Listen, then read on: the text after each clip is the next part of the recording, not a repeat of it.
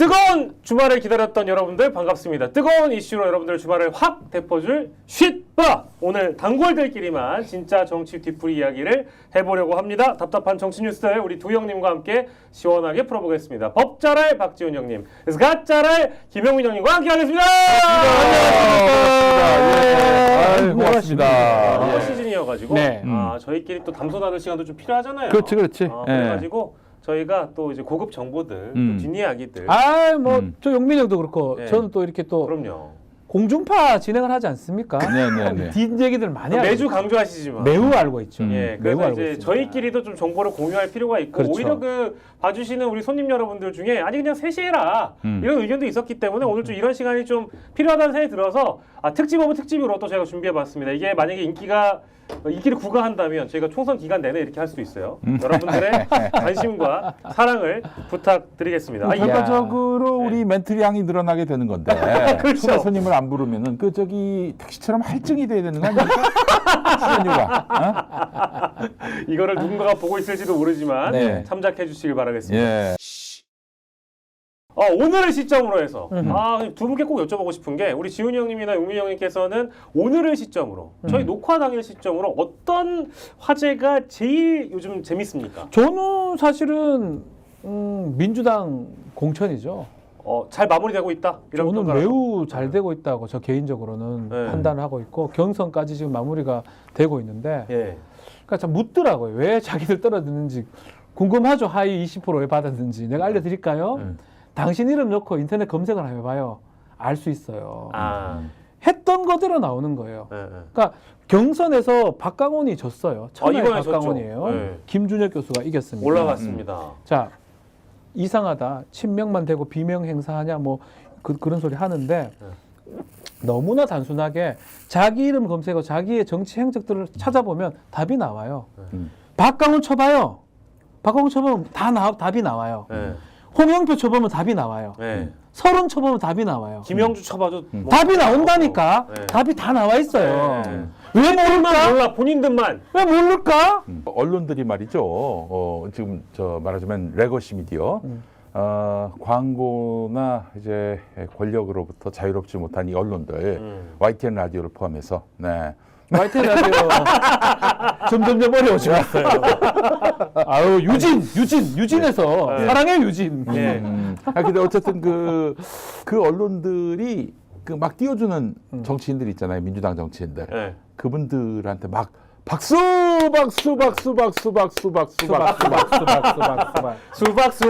그 언론들은 네. 박수.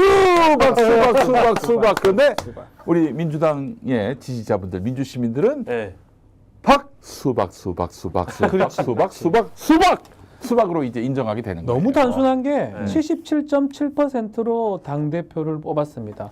이 정도 한 80%면 거의 당의 모든 어떤 것을 갖고 있다고 해도 무방하거든요. DJ도 아마 그 정도 못 받죠. 지지를 받으셨나? 항상 그런 얘기 하잖아요. 네. 독도는 우리 땅이다라고 물어봤을 때 한 10%는 아니라고 하는 놈들이 있어요.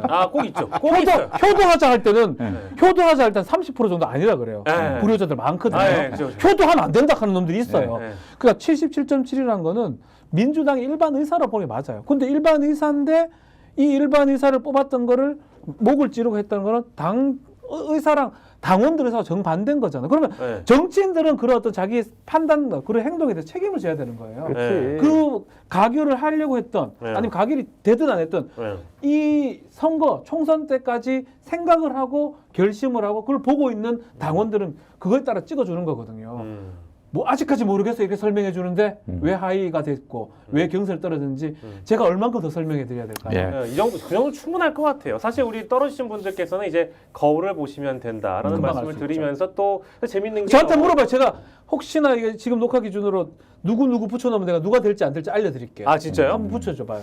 지금 누구를 붙여드릴까? 전해철 양문석 됩니다. 아 진짜요? 진짜? 네. 전해철은 쳐보면 전해철이 뭐가 많이 나오는 인물인가? 가만히 있는데 아무것도 안 했잖아. 윤석열에 대해서 뭐 한 말이 있습니까, 이 사람이? 그런 것까지 다 포함이 되는 거예요. 알겠습니다. 자, 그러면 결선에 올라간 박용진과 정봉주.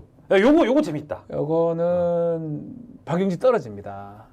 제가 봤을 땐 그렇습니다. 봉주루가 됩니까? 봉주루가 될 가능성이 높습니다. 그렇습니까? 답이 나와 있어요, 이렇게. 여러분 김용민이가 사실 어제 그 페이스북에다가 이제 경선 마지막 날을 맞아가지고 예. 그 여러 후보들 내가 됐으면 좋겠다는 예. 그런 마음을 담아서 예. 그 후보들을 웹잡으로 올렸어요. 거의 예. 맞던데요. 예. 그 중에 조상호 빼고 다 됐어요. 다 됐어요. 아 그래요? 아 조상호 맞아. 빼고 다 조상호 됐어. 배우. 근데 조상훈 얘기 나 조상훈 친구잖아 제가 친한 친구라서 네. 조상훈하고 방송하면서 친구였어요? 친구예요. 안 됩니까? 아 죄송합니다. 아니, 저도 변호사 형님이신 줄 알았어. 변호사고. 아 죄송합니다. 상호가 이제 친구인데 예예예.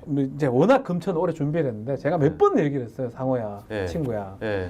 금천의 최기상 의원은 판사 출신. 전해철이 아니다 그 사람은. 홍영표가 아니다. 예. 박용진이 아니다. 아. 근데 계속 얘기를 했었어. 그렇지. 예, 근데 그거예요. 이제 그거. 조상호가 선택한 거. 그래서 조상호가 나한테 묻더라고. 내가 이렇게 쪽집기가 진짜 거의 다 맞췄거든요. 그래서 조상호가 야 나 어떻게 가? 넌 어렵다. 내가 얘기를 했어요. 네. 내가 되기를 바라지. 내 개인적으로 내 친구니까 네. 잘 됐으면 좋겠지만 네. 만만치가 않고 최기상은 나쁘게 행동하거나 이 당원의 80% 77% 7.7% 의사에 반하게 하지 않았단 그 말이에요. 이재명 뒤통수 치지 않았어요. 안 왔잖아요. 그게 그거예요. 가장 큰 조상호 제 말이 그 말이에요. 도전자의 그 리스크였다 이런 생각이 리스크죠. 들고 사실은 이번 그 민주당 공천을 볼 때 제일 먼저 봐야 될 게 이재명은 일체 공천에 관여하지 않았다. 아. 뭐 관여했다는 식으로 사천을 했다는 식으로 떠드는데 네. 근거를 가져오는 놈 내가 한 놈도 못 봤어요. 사천할 네. 수도 없고 제가 계속 얘기하잖아요. 당원 뜻이 반영된 거예요. 게다가 두 번째 그 지금 어제 나온 20개 선거구는 다 경선을 통해서 그렇죠. 결정이 4월 났습니다. 6차 경선이었어요. 이걸 가지고 또 무슨 비명 횡사, 친명, 뭐 횡재 이런 식으로 얘기하는데 이건 진짜 당원들을 투명인간 취급하는 거예요. 당원이 결정한 겁니다. 아니 그냥 권리당원이 내 주위의 당원들 저는 권리당원 아닙니다. 저는 그냥 중립이에요. 예. 우파예요, 우파. 우파 오른쪽에 있는 우파인데 우파가 색깔 좀 중립이구나. 우파 우파가 중립이야. 우파는 좀 그렇긴 한데 당원의 마음에 드는 사람이 뽑는 겁니다. 그리고 그게 맞지 않잖아요. 그럼 이 당에 있으면 안 돼요. 다른 행동하죠. 당원이 원치 않는 행동을 하는 거잖아요. 네. 그럼 다른 당을 가든가 네. 그렇게 해야 되는 거예요. 내가 사실은. 언론 보도를 보면서 항상 그 느끼는 부분이 뭐냐면 이게 정교하게 이 공작이 짜여졌구나라고 느끼는 게 뭐냐면은 일단 그 전에 전략 공천이니 단수 공천이니 이건 당 지도부에서 결정하는 거 아닙니까? 당 지도부라기보다는 공천관리위원회에서 결정하는 거잖아요. 이건 사실 공천관리위원회의 어떤 그런 판단, 결정이 개입될 수 있단 말이에요. 근데 여기에 지금 이재명 대표가 아무런 뭐 입김을 준 바가 없고 드러난 바가 없어요. 근데 공관위 결정을 두고 이재명 대표 탓이다라고 얘기하는 언론들 뭐 하도 여기저기서 얘기하니까 그게 정설이 돼버렸어.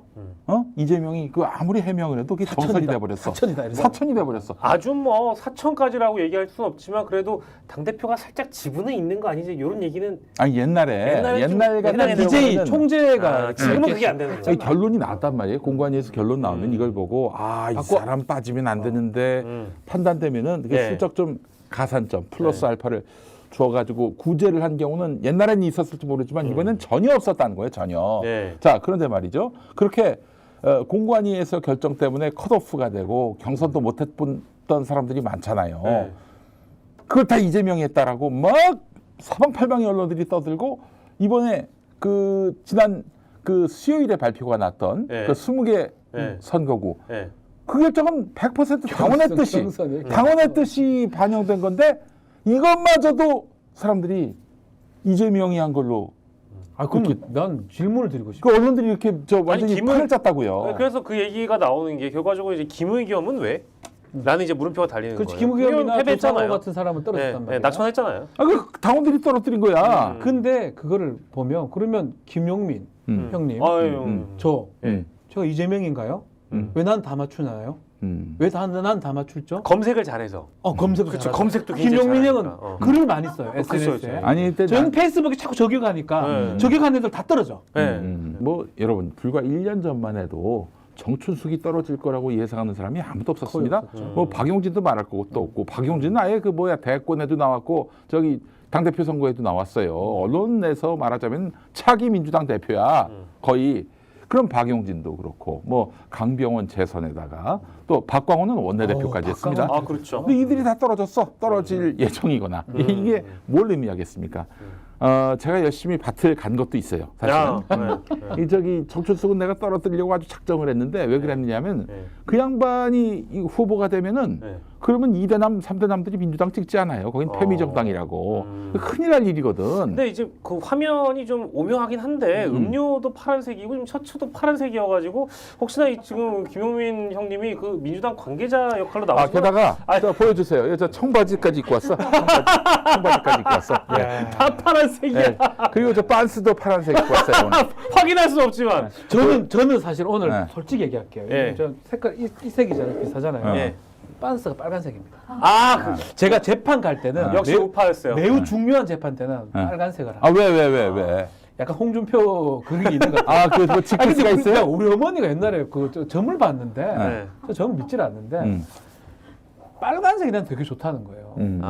형님이 뭐 중요한 일 있으면 빨간색 가까이 하라. 좀 부끄러운 얘기지만 사법 시험 칠 때 빨간색 팬티 입었어요? 더 부끄러운 얘기나 어머니 팬티 입고 잤어요.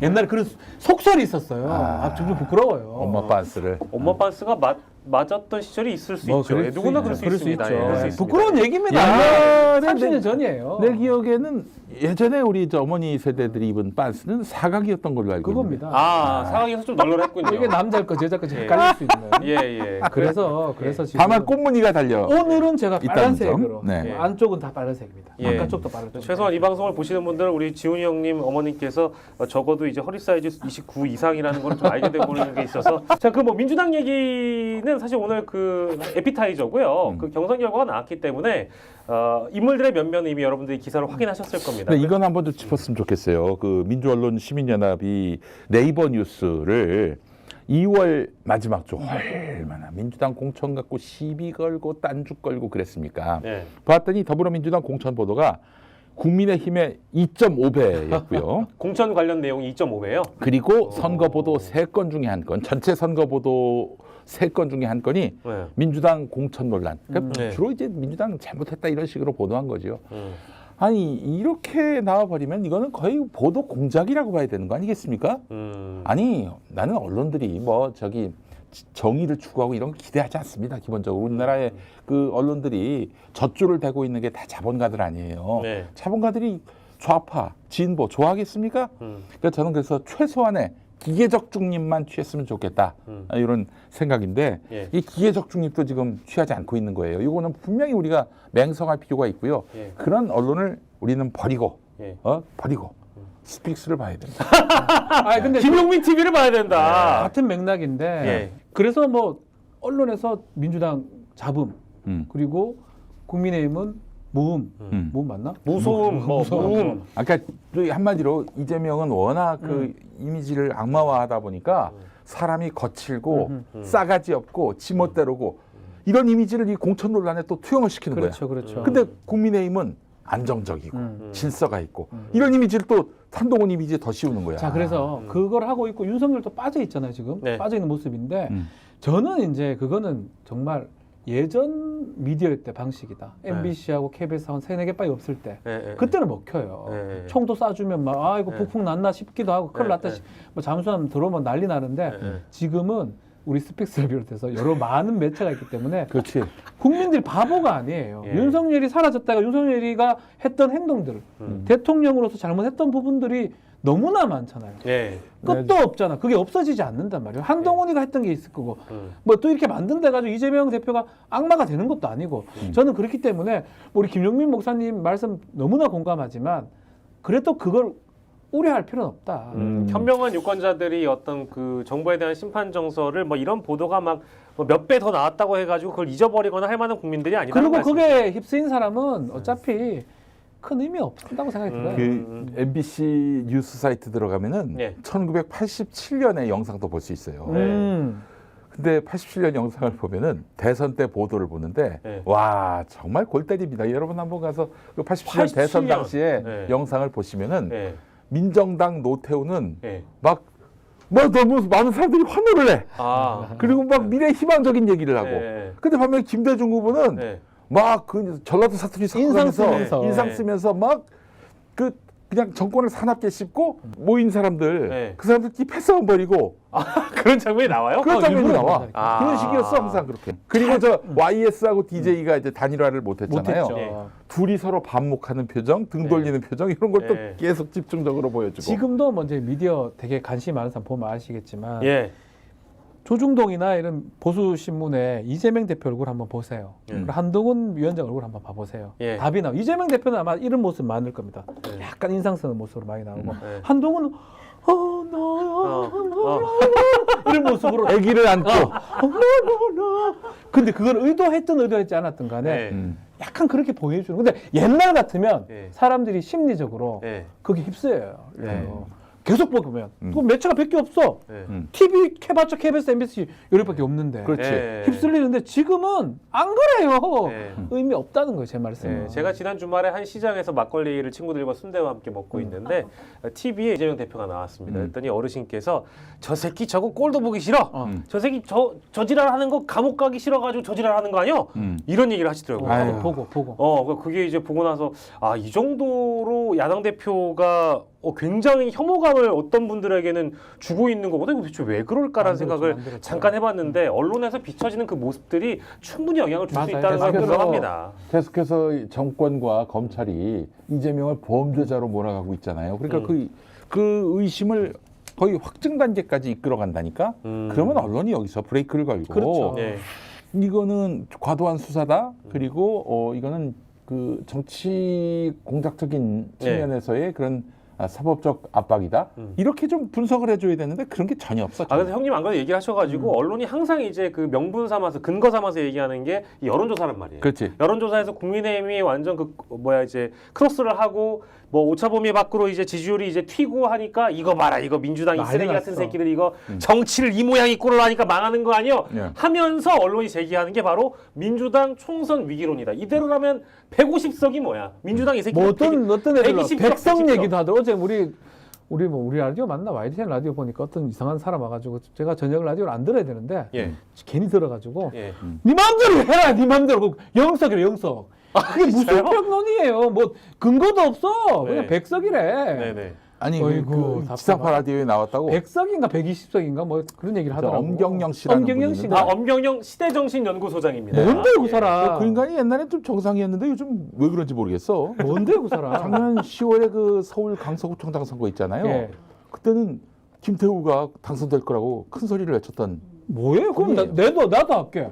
민주당 180석, 국민의힘 100석, 민주당 150석, 국민의힘 100석. 다 얘기하면 되잖아. 그러면 맞출 거야, 하나는. 뭐야, 노스트라무스가 막 던져, 뭐야? 막 던져. 노스트라무스가 예언 한 10만 개를 해가지고 예, 그렇죠. 다 걸리게 되겠다 하거든.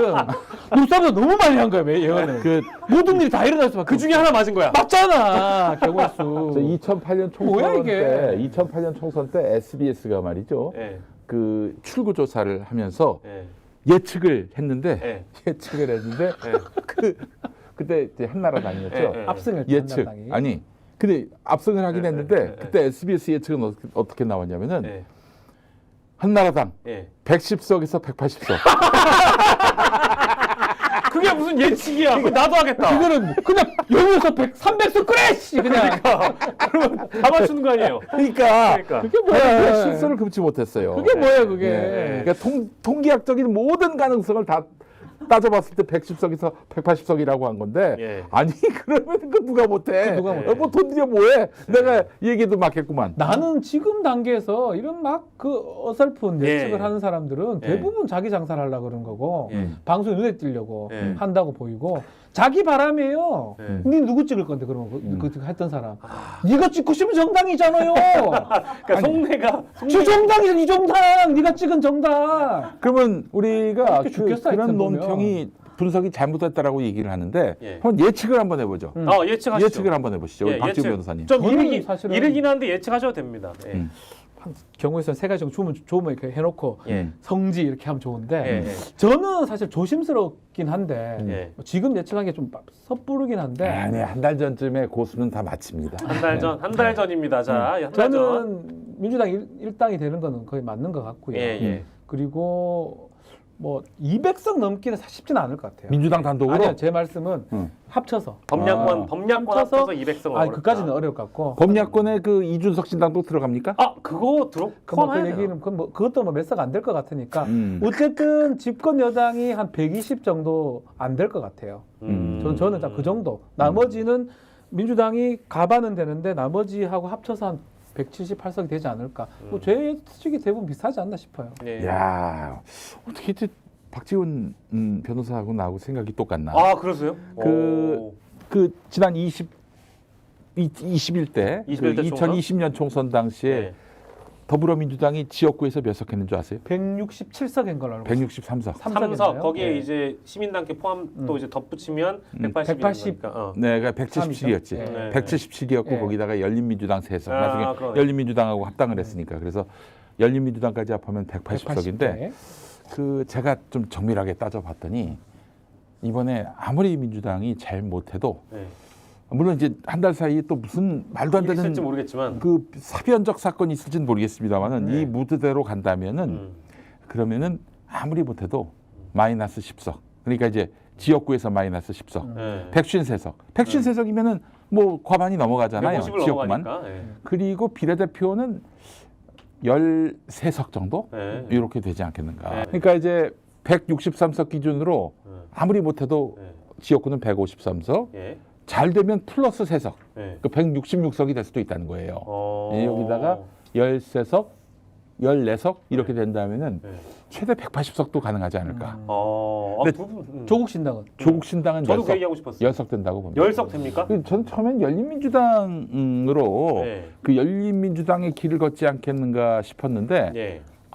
지금 보니까 이게 조국은 그게 있어요. 서사가. 네. 이 검찰 윤석열한테 당했다. 음. 이런 서사가 있는데 이게 무섭거든요. 네, 그렇죠. 이게 10석까지 부를 수 있겠다. 멤버들도 박은정 오늘 박은정 됐더라고요. 검사가 이제 영입이 됐죠. 차규근 검사도. 그러니까 예. 멤버 신장식 변호사를 비롯해서 예. 아주 색깔이 예.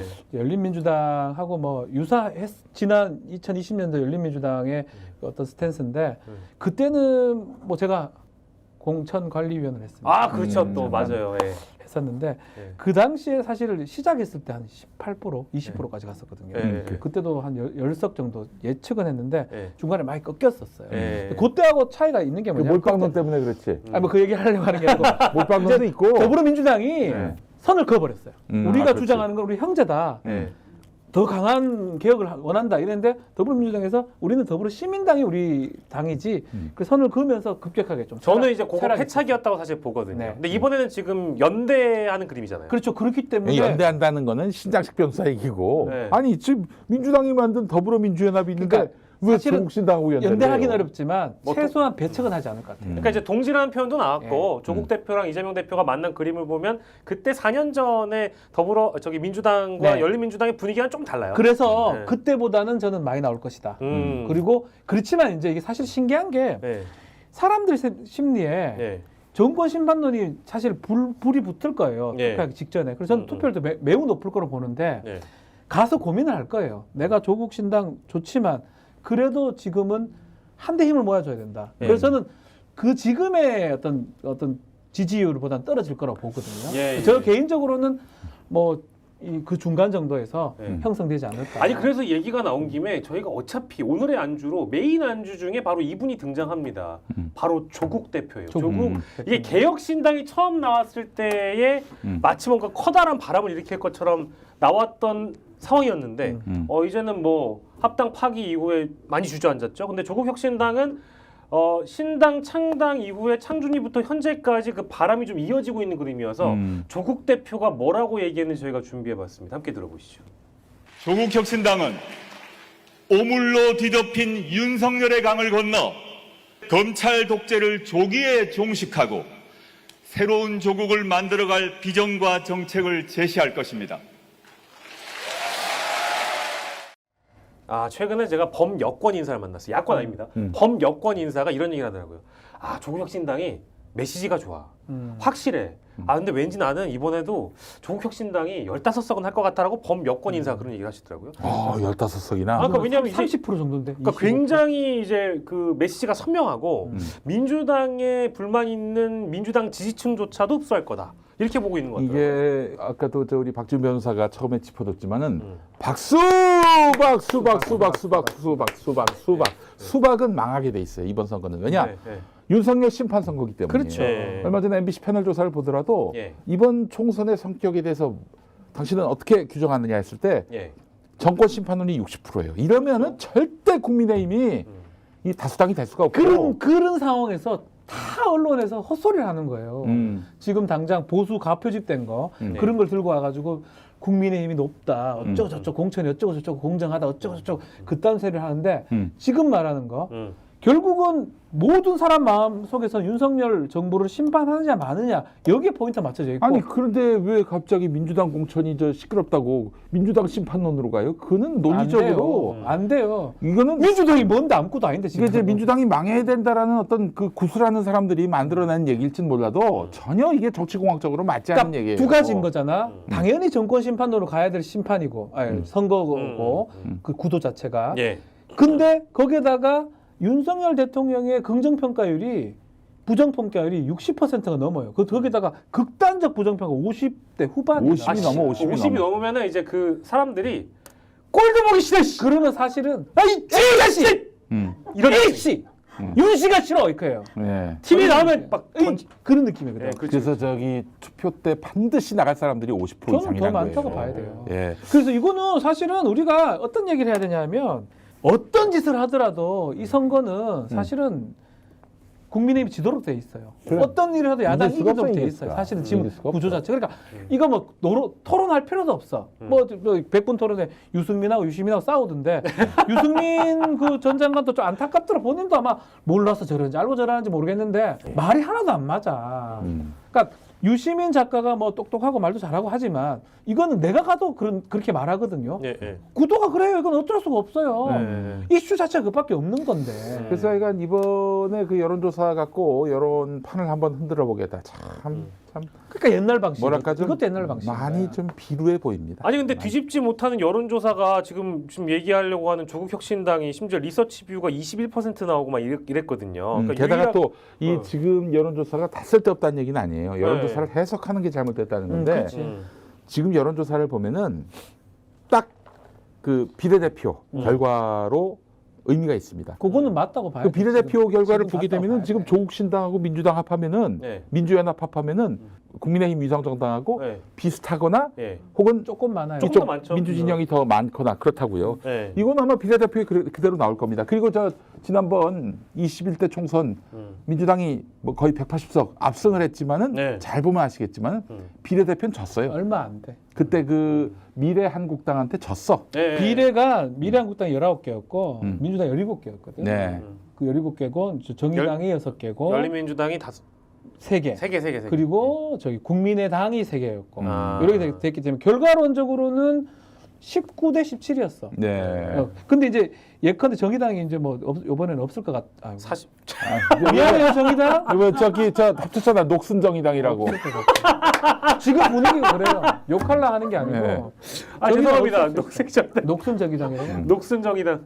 예. 아우, 이 정의당이 빠지면 그 정의당 표하고 그때 기준으로 보면 26대 22거든 대충 25대 22면 그만큼 진보대 이 보수가 갈라져 있다고 보면 되고 네. 그때도 막 지역구는 미래통합당이 개박살나고 네. 민주당이 압승했지만 네. 퍼센트로 따지면 8% 10% 안쪽이에요. 그렇지. 차이가. 네. 네.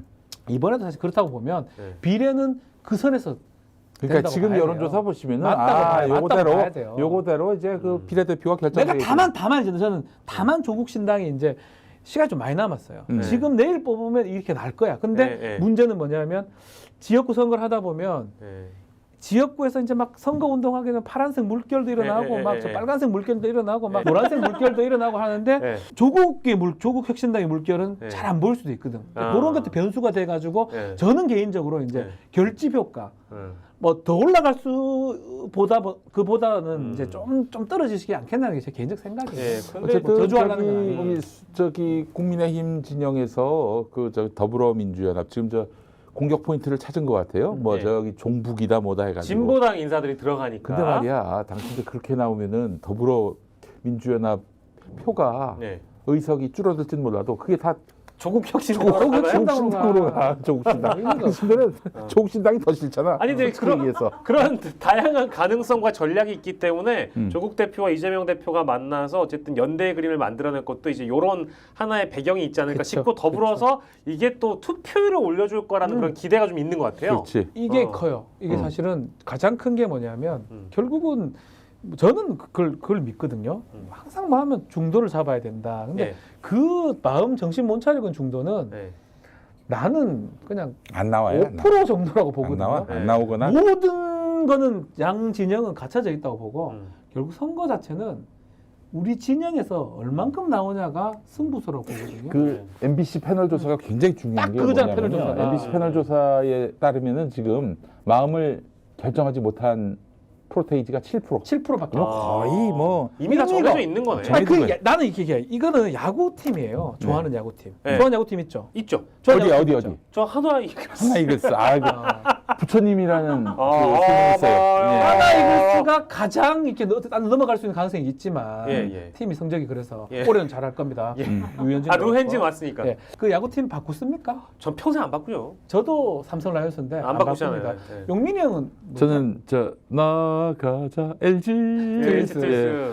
그거랑 똑같아요. 음. 정당을 지지하는 거는 특별한 사정이 없는 한은 안 바뀌어요? 그러니까 저런 어떤 박근혜 탄핵이라든지 강력한 뭔가 이런 게 있다면 그때도 조금 넘어가는 거예요. 예. 아니면 유보하는 거지. 이 네, 정당을 지지하다 유보하는 거지. 네. 갑자기 이쪽으로 넘어가는 사람 드물어요. 네. 이게 사실은 그렇게 보는 게 맞아요. 지난 사실. 대선 때는 거의 뭐 5대5였는데 네. 근데 작년이 아니라 재작년 7월에 이준석이 이거 될 때 네. 이거 될 때 그때부터 네. 정권 심판론에 저는 그래 불이 붙기 봅니다. 시작해서 네. 그 뒤로 콘크리트야.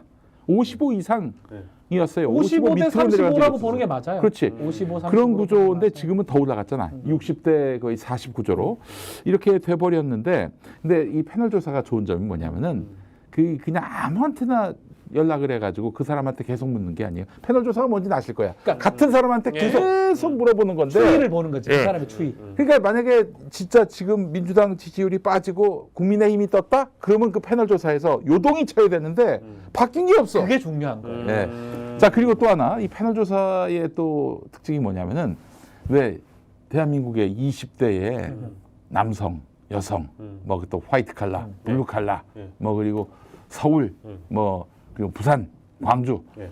그 다 이렇게 표본이 있을 거 아니에요. 표본 비율이 있을 거 아니야.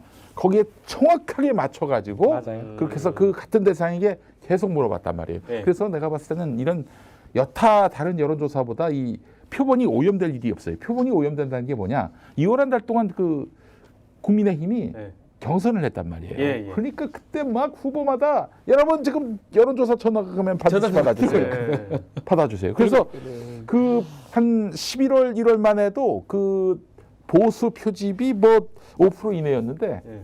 2월에는 8%, 9%, 10%야. 뉴스토마토하고 그리고 저기 리얼미터 조사가. 네네네. 그런데 어떻게 이 여론조사를 지금 민심의 어떤 그 상징성이 있는 그런 데이터라고 말할 수 있겠어요. 요거는 그래서 일단은 3월 20일쯤 가서 공천 다 끝나고 예. 이제 드디어 본선을 앞두고 있는 상황에서 3월 20일 이후에 여론조사부터 보는 것이 합리적일 겁니다. 패널 조사가 그래서 의미가 있는 것 같아요. 애써 이제 유승민 전 장관 같은 경우는 전 의원 같은 경우는 부인을 하더라고. 되게 마음이 아프겠죠. 패널 조사는 계속 이런 그 조사하지 사람을- 말라고 그러는 거야. 그런 사람을 추적한 거예요. 네. 거기 또 그런 것도 있더라고요. 의미 있는 게 한 10여 명은 답 안 하겠다고 했더나 믿긴 하더라고요. 1000몇 명을 했는데 예. 샘플이 예. 그 중에 더 이상 나 답하고 싶지 않다는 사람이 있긴 있어. 네. 그런 걸 다 포집해서 네. 했던 결과란 말이야. 네. 그러면 내가 민주당, 내가 갑자기 민주당에서 내가 국민의힘 간 사람이 몇 프로 있을 것 같아요? 거의 없어요. 그렇죠, 그렇죠. 그리고 민주당에서 국민의힘 가야 될 거 아니에요. 김용주 갔기 때문에. 그- 아 서른이 갔는데, 서른 갔는데 내가 어떻게 민주당을 지지해? 이렇게 돼야 돼 원래. 이낙연. 아무도 없어. 아무도 없다니까. 뭐 있어야 의미가 있죠. 아무도 없어요. 네. 이낙연이 뭔데 이래 돼 버린단 말이에요. 아무도 의미 없는 얘기인 거예요. 사실 그 사람들 간다 해던들. 그러니까 예. 저는 개인적으로 김용주가 당선될 일도 없을 것 같고. 예. 불가능해. 서른이나 홍영표는 무소수로 간단 말이에요. 네. 근데 그 서른이나 홍영표가 착각을 하고 있는 게 개인기가 얼마 될까? 난 그것도 5% 미만으로 봐요 상황이. 그리고 그 지역구가 아무 상관없고 이 정권 10만 원 바람이 안 분다 그러면 혹시나 서른에 대해서 밥 한 번 얻어먹은 기억이 있는 사람은 고민되겠죠. 서른 밥 사줬는데 냉면 먹어줬는데 그래서 찍을 수는 있지만 이런 바람이 아주 거센 바람이 있는 상황이라면 네. 서른 찍는 사람 서른 가족과 친척들 서른의 당직자에 했다가 탈당한 사람 빼고는 네. 없다고 보는 게 맞아요. 아니 근데 사실은. 서른 의원 이번에 탈당. 죄송해요 서른 의원님. 하필 탈당하셔가 제가 거론을 하네. 홍영표라고 할게요. 아, 홍영표. 당신 친구 홍영표라고 할게요. 저는 서른 의원님 인간적으로 존경하고 저도 좋아해요. 예, 국회의원으로서 뭐 그동안의 활동이 뭐 굉장히 미진했다거나 막 이런 평가를 하고 싶지는 않습니다만 기자들이 인터뷰할 때 탈당한다고 했었잖아요. 그때 기자들이 물어봅니다. 이게 YTN 돌발 영상인가 여기 영상에 나오는데 기자들이 혹시 탈당하신다고 하니까 당내에서 만류했던가요? 만류한 사람이 누군가요? 근데 만류하는 사람은 없었습니다. 안타까운 거예요. 그래서 소문이 있었는데 안타까운 서른이 거예요. 이낙연 밀었잖아요. 그렇죠. 그 이낙연이 이제 대통령 후보가 되고 대통령이 되면 이제 본인이 이제 당 대표가 돼가지고 네. 이번 22대 총선에서 공천권을 행사하려 했다. 그렇죠. 뭐 그런 얘기가 썰처럼 있었어요. 돌았는데, 근데 한번 생각해 보자고요. 그 홍영표나 서른 이런 사람들이 뽕을 맞았는지. 왜 뽕 맞았을까? 자, 일단 기본적으로 그분들은 민주당 덕으로 당선이 됐습니다. 간판 달고 됐으니까 당연하죠. 그렇죠. 홍영표가 어떻게 정치를 하게 됐냐? 아마 2000 그때 10년인가 그랬을 거예요. 그때 이제 보궐선거가 나온 걸로 알고 있는데 예. 그때 이제 정세균 대표가 제일 먼저 찾아간 사람이 홍영표가 아니라 노종면. 아. 노종면 그 YTN YTN. 기자. 그 양반이 노조위원장 하다가 이제 감옥 갔잖아요. 네. 감옥으로 간 거야. 오. 우리 SK가. 예. 예. SK가 가서 예. 부평의 아들 노종면 노종면. 동지. 그랬더니 네. 저는 정치를 부평의 아들이기도 하지만 예, 예. YTN의 아들이기도 합니다. 그러면서 그때 사양을 했다고. 아, 그때 그리고 뜨셨었구나. 다음 네. 찾아간 게 홍영표라는 거야. 아. 응? 아. 그 홍영표인데 홍영표가 누군지 어떻게 알아요? 대우전자 뭐 노조위원장을 해서 대우자동차 노조위원장 했다고는 하는데 예. 누군지 어떻게 알아? 일반 평민들이 대우자동차 다니지 모르죠. 않고서야. 홍영표를 더 잘 알겠어요. 김용민은 저를 더 잘 알겠어요. 일반인이. 두 분을 더 잘 알겠죠. 전 아침마당을 많이 나갔기 때문에 홍영표 씨는 부천에서만 부평이죠. 인천 부평 쪽이죠. 저는 많이 알아봐요. 따져보 보면 아침마당에 나오셨구나. 저는 아침마당 저는 엄청 주로 나갔어요. 뉴스에 나왔습니다. 뉴스. 예. 2012년 뉴스를 장식을 했죠. 우리 영민이. 김용민 없으면 뉴스가 안 돌아갔었어요. 저는 북한이 미사일 쏠 때 많이 나왔습니다. 왜? 아니 그 연합뉴스 TV에서 속보입니다. 북한에서 미사일을. 그건 어떻게 저기 사무실에 있는데 야 영식아 나가. 아니 뉴스하는 야 도중에 북한도 갑자기 나왔대. 영식이 나가. 야 미사일 쐈다 이러면 갑자기 빨간 줄 딱 뜨고 그냥 그걸 읽어주는 겁니다. 속보입니다. 북한이 지금 단거리 미사일 4발을 발사했습니다. 뭐 이런 게 하는 거죠. 예, 어쨌든 인지도는 우리 두 형님이 자, 그래서 홍영표 내가 못지 우리 않나. 얘기하려 하는 게 아니고. 네, 말을 좀 마무리하면은 예. 홍영표나 서른은 이제 그동안 내가 여기서 계속 당선됐고 내 지역 기반이 탄탄한데 설마 내가 떨어지겠냐 이 마음일 거예요. 게다가 또 그 그동안 얘기죠. 언론들이 계속 이재명한테 덤빈다고 대든다고 뭐 띄워줬잖아. 얼마나 많이 띄워줬어. 그 자기가 이렇게 탈당하니까 정말 뭐 무슨 진짜 그 나라와 민족을 위해서 뭐 정말 몸 바쳐서 헌신하는 것처럼 또 띄워주고 이제 개표 결과를 받아보면서 네. 아니 이거밖에 안 돼? 아니 15% 10%도 안 넘으면요 예. 선거비를 전혀 보전받지 못합니다. 그렇죠. 저는 그렇게 된다고 봅니다. 저도 그렇게 봅니다. 저는 이제 그러면 이제 그 양반은 이제 드디어 거기서 이제 자각을 하는 거지. 예. 나의 실상을, 나의 몸값을. 예, 실제 이번에 저는 이낙연 대표가 민주당을 박차고 나가면서 개혁신당으로 갔다가 이제 새로운 미래가 됐다가 어제 이제 문화일보 단독 보도로 알려졌습니다만 홍영표 서른 중심으로 된 민주연대라는 당명으로 또 바꾼다는 거 아니겠어요? 이제 그런 거를 보면서도 너무 오락가락하는 측면이 첫 번째고 되고 두 번째로는 저는 이제 김영희 형님이 말씀 주신 것처럼 선거 결과가 나오게 되면 자신의 냉정한 정치적 위치를 본인들이 그때 가서 알게 될 거 아니에요. 그때 가서 할 거예요. 자, 이번 선거가 정권 심판론이라는 점을 굉장히 우리가 주목할 필요가 있는데 보세요. 그러니까 민주당이 지금 지금 그렇게 2년 동안 온갖 언론으로부터 포화를 맞고도 비방 모략을 당해도 지금 민주당이 압도적 일당이 될 가능성이 높은 구조가 놓인 게 네. 너무 민주당을 밟았기 때문에 네. 이재명을 너무나 공격했기 때문에 네. 이런 결과가 나왔고 보세요. 그러니까 친윤으로는 이 미래가 없다 해가지고 보수 정당에서 이준석이 튀어나온 거 아니야. 그렇죠. 그리고 지금 신당 중에서 잘 되는 데가 조국 신당밖에 없단 말이에요. 예, 예. 조국 신당이 뭐야? 대표적 윤석열 피해자. 조국이 간판으로 나온 신당 아니에요? 예. 보세요. 그리고 또 저 민주당 내 공천을 보더라도 윤석열과 싸우지 않은 것은 말할 것도 없고 싸우는 사람 뒤통수 때리는 인간들. 이런 인간들이 모조리 지금 다 짐을 싸고 있어요. 하스피털 강도 그렇죠. 예, 그렇죠. 하스피털 강. 마태복음 27장. 뭐예요 이건 그게? 나는 가결 유다. 네, 이렇게 가결 유다. 이런 가결 평가를 그건 진짜 충격. 저는 개인적으로 강병호 의원님하고 음. 방송도 좀 하고 그래서 저는 개인적으로 인간적으로는 나쁘다고 보지 않았었는데 그날 이후로는 내가 너무 실망했어요. 마태복음 27장. 와, 제가 진짜 충격받았습니다, 사실은. 그러니까 그건 약간 이제 조롱에 가까운 거죠. 그렇죠. 지금까지 민주당 내의 수박들 반 이재명은요, 여러분 그 이재명 대표가 그 대선에서 떨어지고 그 석 달 뒤에 그 지방선거 있었잖아요. 그때부터 걔네들이 준동했어. 이재명이 당 대표로 나오면 어떡하나?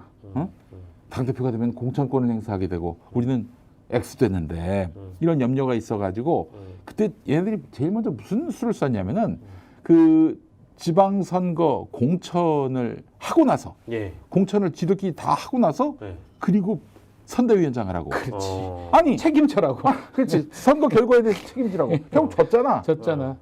진 걸 가지고 이재명 보고 책임을 뒤집어 씌우는 거야 그 본인은 이제 인천에서 당선됐고 그 인천의 그 구의원 시의원들 그 적어도 개항을 해서는 싹 다 이겼거든 근데 당신이 나오는 바람에 졌다 이런 프레임을 만들었고요 또 당대표 선거에 나오려고 그러니까 당대표가 공천의 영향력을 행사할 수 없도록 권한을 빼자 이런 운동을 막 벌였고요. 물론 네. 그와 함께 이재명은 나오지 말아라. 네. 대표 선거 나오지 말아라. 이렇게 막 붐업을 했었고 그리고 대표가 된 다음에 막 곧바로 화환 대신 기소장을 보낸 검찰 정권 아닙니까? 후보가 가결 던지기도 하고. 그러니까 이제 그래서 사실 그때부터 또 무슨 얘기를 떠들고 다니냐면은 민주당 내 수박들이 네. 사법 리스크. 아. 그러더니 작년 초였을 거예요. 그 고민정부터 시작해서 예.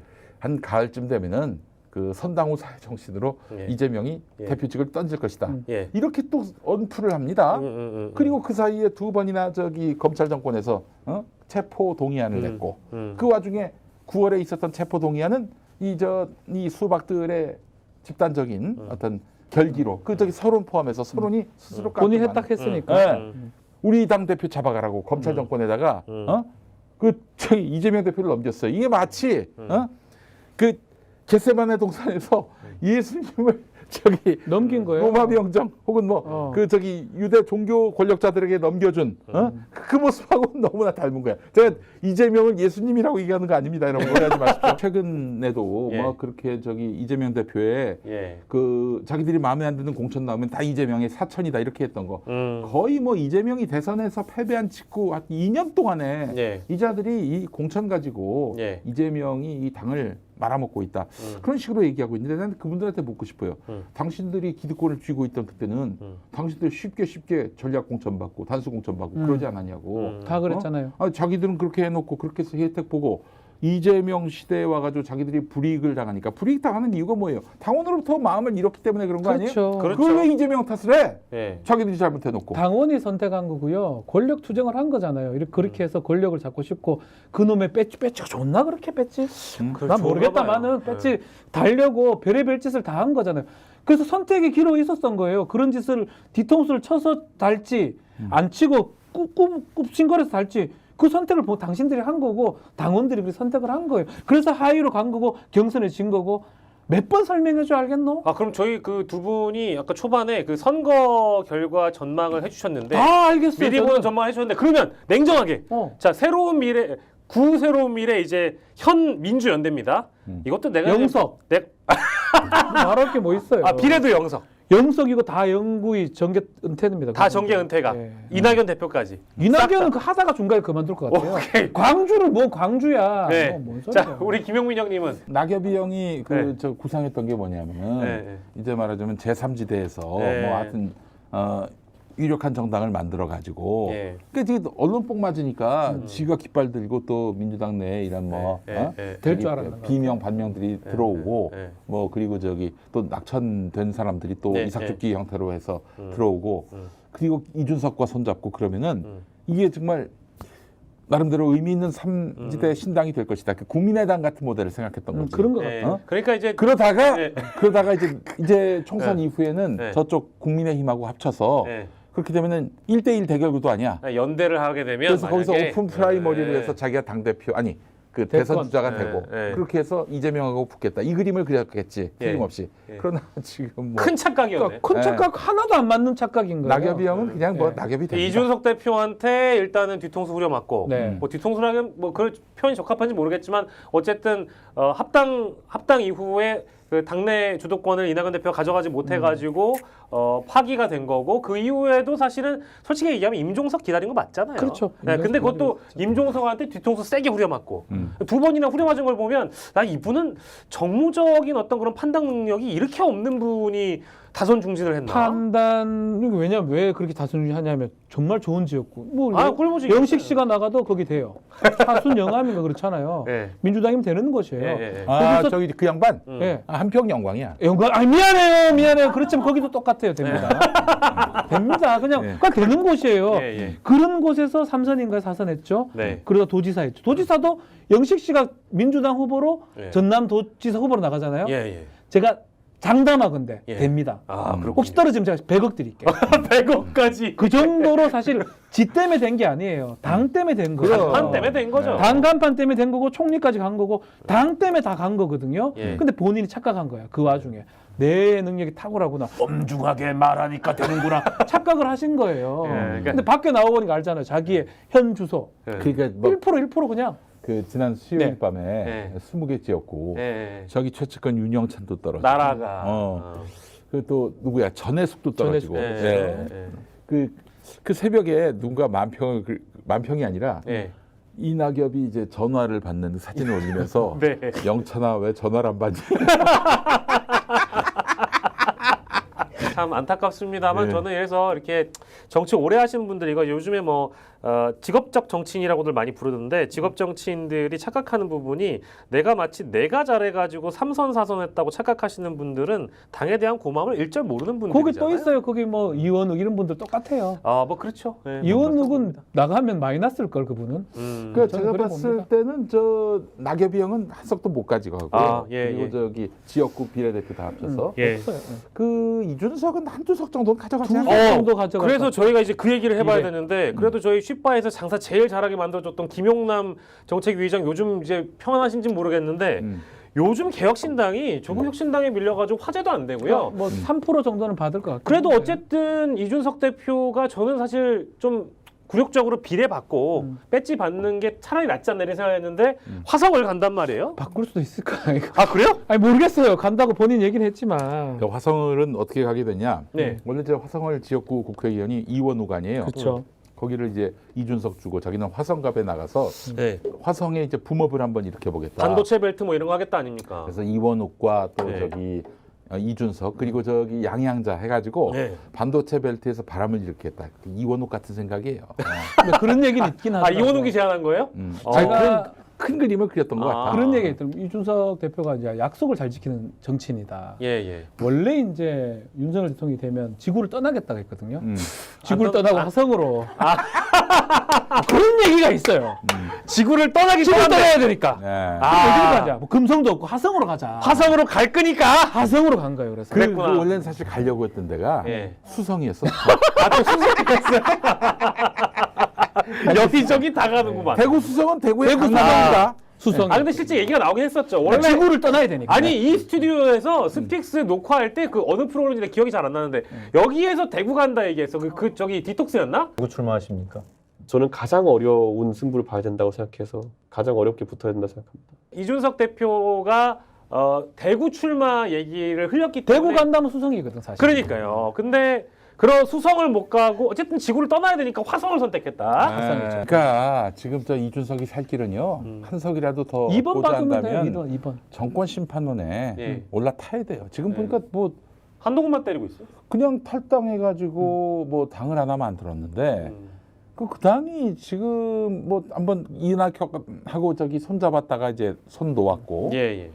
그 이후로 뉴스에 잘 안 나오잖아요. 안 나오죠. 이것도 저는 민주당을 때리면서 개혁신당 뉴스를 다 그냥 민주당 때리는 거에 그 빨려 들어가게 만들어가지고 이준석의 힘을 네, 잃게 빼려고 만들려는 했다. 그런 또 보도 공작이 아닌가. 보도가 그래서 이준석은 그래서 한동훈을 자꾸 치는 거예요 사실. 이준석 입장에서는 근데 뉴스가 답이 안 돼. 나오려고. 근데 뉴스가 안 돼. 나와. 뉴스가 안 돼. 그러니까 왜냐면 한동훈이 상대를 해줘야 돼. 근데 한동훈이 또 이준석을 상대를 안 해주고 한동훈이 때리는 사람은 또 이재명이에요. 그렇지. 네. 네. 그러니까 지금 구도가 네. 그 민주당 이재명 대표에 대해서 공격이 가해졌지만 일단 예. 언론이 신뢰를 잃었고 또 언론 배후에 있는 정부가 또 신뢰를 잃었기 때문에 예.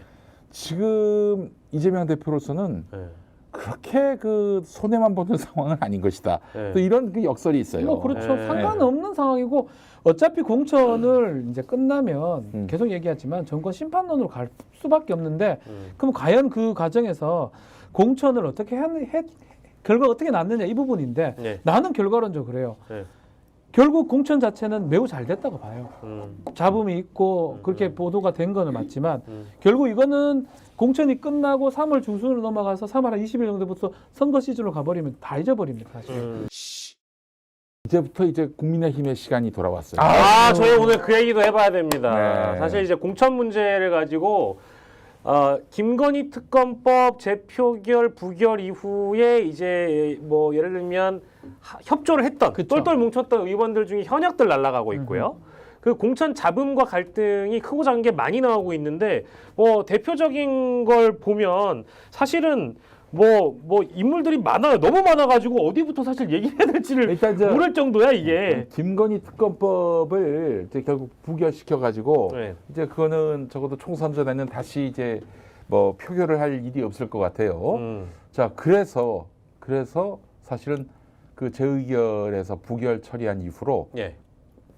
그 이후부터 계속해서 영남 중진들이 예. 그냥 영남 또 초선들이 예. 목이 저는 날아가고 지난 있어요. 우리 초선도 날라가고. 방송에 되겠지만 설마 그거로가 걱정돼서 예. 공천을 미뤘을까 이랬는데 그거가 걱정돼서 저는- 미뤘어요. 결론은 좀 그런 거 보이고 그 이후에 지금 막 날라가고 지금 이제 준비하고 있어요. 다 탈당하거나 예. 아니면 까불거나 죄송합니다.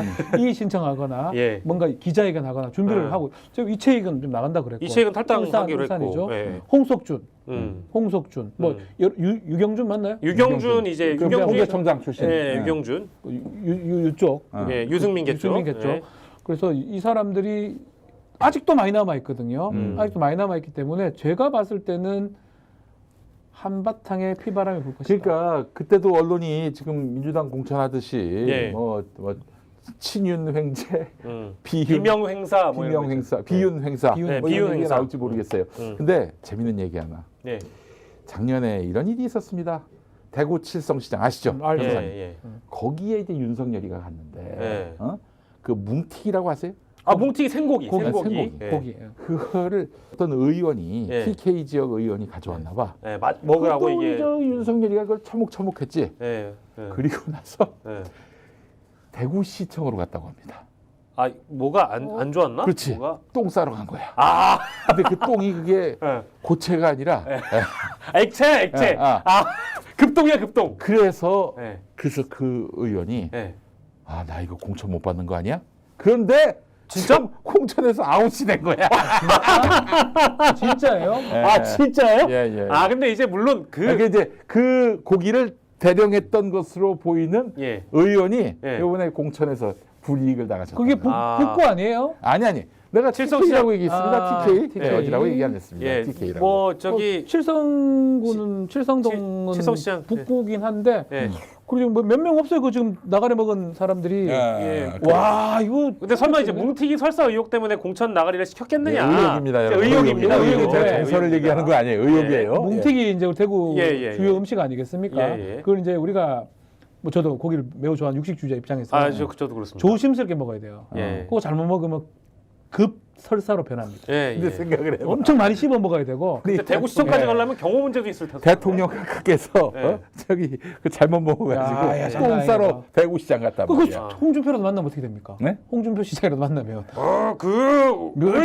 떡을 누가 거서 누라고 이 절샤 짜는 곳 아니에요. 이 잠깐 문재인 같은데. 아 그래? 문재인 같아요. 문재인이었어. 아무튼 뭉티기 설이 지금 예. 아 맞다. 그 먹는 거 얘기하니까 저기 수돗물 떠먹은 저기 아, 김영선 그 의원.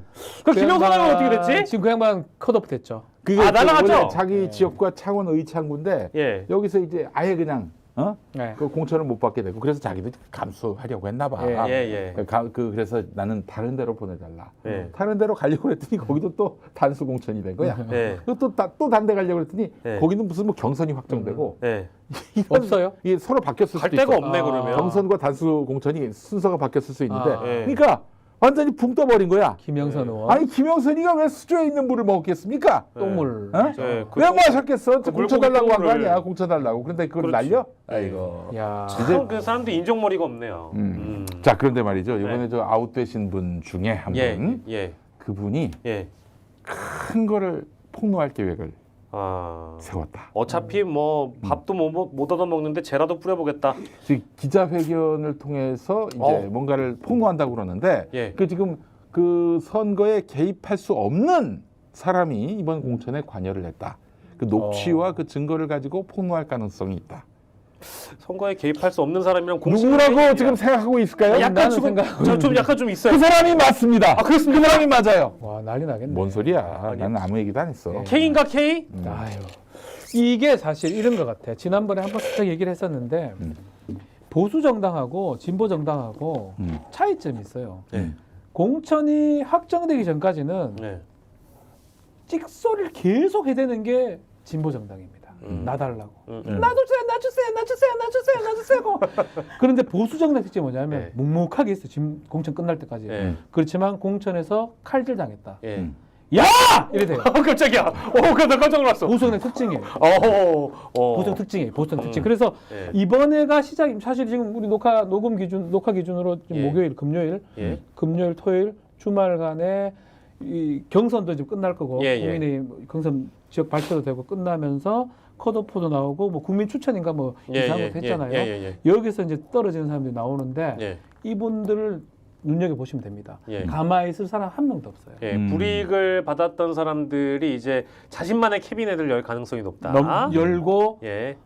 정말 강하게 어필할 겁니다. 예. 근데 이제 그 소스나 그 메시지가 어떤 거냐에 따라서 물론 이제 경중이 있을 수 있는데 어쨌든 자신이 불이익을 받은 이상 참지 않겠다 싶은 사람들이 이제 등장할 수 있으니까 그거 한번 민주당 같은 경우 만약 하기 전에 난 공천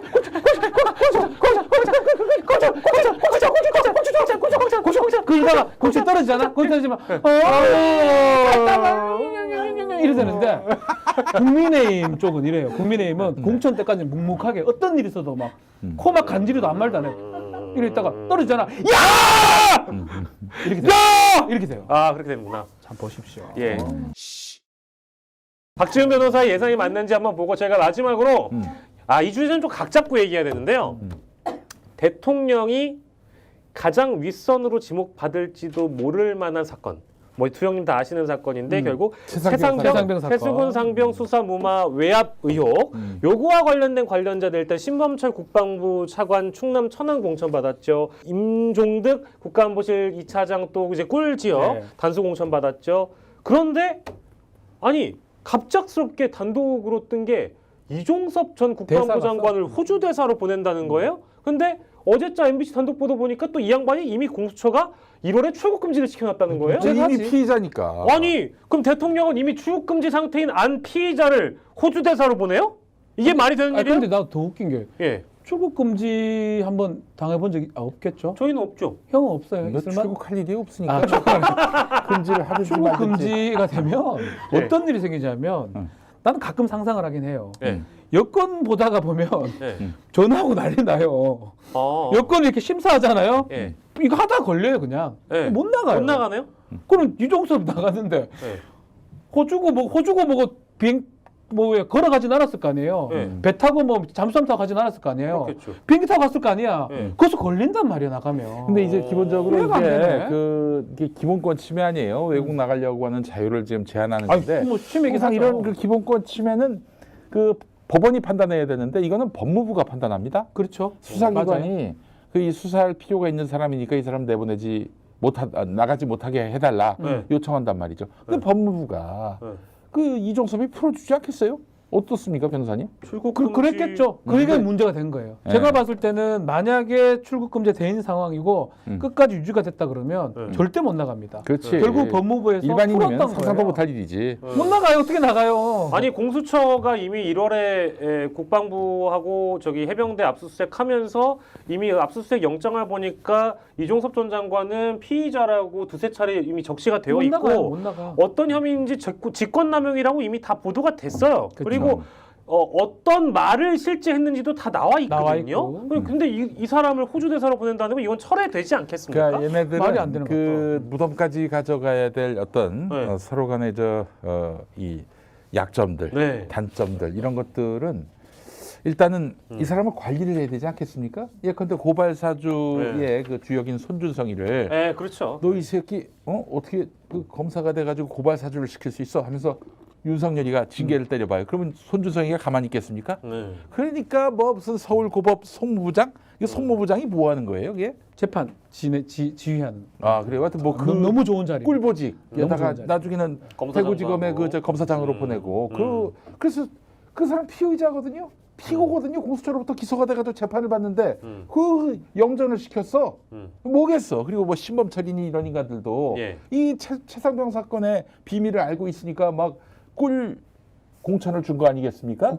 뭐 신범철 원래도 천안 거기에서 도전을 했다가 국방 차관 갔다가 다시 한 거기 때문에 네. 뭐 그건 좀 더 봐야 아니 되긴 어쨌든 하지만, 그렇게 공천을 준다는 거 자체가 그거는 이 기본적으로 입막음용이다. 입막음용이다 이렇게 볼 수밖에 없고 제가 단언합니다. 네.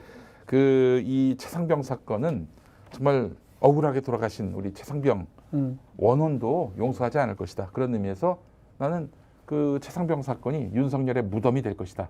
제가 자신 있게 얘기합니다. 이미 뭐 패스트트랙에 태워져 있기 때문에 22대 국회에서 처리해야 될 의무가 있는 상황이고 그 처리 과정에서 혹시나 이제 하나의 어떤 힘으로 작용하기 위해서 신범철이나 임종득 같은 관련자들을 일찍이 공천을 준 거 아니냐 이제 이런 뭐 그렇게 해석할 수가 있죠. 해석할 수 있는데 뭐 기다려 좀 보시고요. 이종섭은 그랬을 것 같아. 이종섭 이제 여권 들고 나갔을 호주 간다고 비행기 끊고 나갔을 거 아니에요. 네. 아직은 안 나가지 않나요? 아니 이미 아그레망도 받았대요. 호주로부터. 벌써 받았대? 받았대요. 예. 근데 이제 호주가 알았겠나? 이 사람이 지금 출국금지 상태인지. 그러니까 이제 그것도 좀 의아하고 실제 뭐 공수처에서는 뭐 빠르게 좀 협조해가지고 조사를 했으면 좋겠다라는 입장이긴 한데 뭐 이종섭 전 장관이 나 호주 대사 가야 되는데 이런 식으로 그냥 뭉개버리면 이것도 굉장히 의아한 장면이어가지고 이 내용은 저희가 주시하도록 하고요. 자 마무리하면서 총선 이후 이것도 좀 멀리 보겠습니다. 총선 이후 가장 큰 위기를 맞게 된 인물은 오지선다입니다. 우리 두영님께 드리는 1번 윤석열, 2번 한동훈, 3번 이재명, 4번 이낙연, 5번 이준석. 지금 방송 보신 여러분들도 댓글 남겨주시고요. 당장은 윤석열이죠. 당장은 윤석열이다. 그리고 한동훈은 말이죠. 그 총선 끝남과 동시에 은퇴합니다. 정계 은퇴를 해요. 아 진짜요? 네, 대권 못 나옵니다. 미국 갈 수밖에 없어요. 이 지금 뭐 결과론적으로는 1번이 답이긴 한데 네. 2번이 이제 답일 수도 있다. 가장 큰 위기는 네, 한동훈이다. 가장 큰 위기가 지금 낙엽이 형은 똑같은 그냥 이제 바로 낙엽 앞으로 그분은 가셔야지. 말할 필요도 그 사진에서 빼주세요. 그분은 예. 큰 의미 없는 거는 네. 그거는 더 정답률 0.0001% 아무도 찍지 않는 그분은 그거 탈당과 빼, 함께 빼, 이제 빼. 아, 이거 빼. 은퇴야, 은퇴. 그걸 왜 넣어? 차 그거 나를 넣어줘 차라리. 김용민이나 저를 좀 넣어주세요. 그런 사람까지 넣을 공간은 아니에요. 네. 어떤 그런 공간이 아닙니다. 예. 그러니까 조국을 한번 넣었어. 조국이 차라리 낫지. 아니 조국. 큰 위기인데 큰 위기에 조국을 넣으면 뭐 조국은 조국이 신당이 망하면은 조국도 위기지. 조국도 그럴 수도 대법원 있겠다. 판결도 남아 네, 있고. 그럴 수도 네. 있겠네요. 네. 아무튼 이 이낙연 죄송합니다. 빼. 아이, 급이 안 맞아 그기. 낙엽이 형이 들어갈 자리가 아니, 없어. 자리가 없어. 야, 이 실장 이거 왜 넣었어? 이거 왜 넣은 거야 이거? 결론적으로는 윤석열로 가겠지만 한동훈이 가장 위험할 수 있다. 한동훈은 저는 그래 봅니다. 예. 뭐 예를 들어 국민의힘이 그럴 리가 없겠지만 200석이 넘어도 아웃이에요. 아, 그렇군요. 예, 그건 뭐 확정됐습니다. 예, 저도 뭐 사실 동의하는 바라서 이 내용은 뭐 여기까지만 하도록 하겠습니다. 야, 오늘 저희끼리 이제 특집으로 해봤던 쉿바 답답한 정치 뉴스를 우리 두 형님과 시원하게 풀어봤고요. 많이들 우리 손님들 찾아주시고 저희 다음 주에 다시 돌아오도록 하겠습니다. 여러분 안녕히 계세요. 스픽스는 말하는 언론입니다. 대세는 유튜브, 그중에서 스픽스. 좋아요, 댓글, 구독, 알림 설정. 여러분이 저희를 사랑해 주시고 우리가 여러분을 사랑하는 4가지 방법입니다.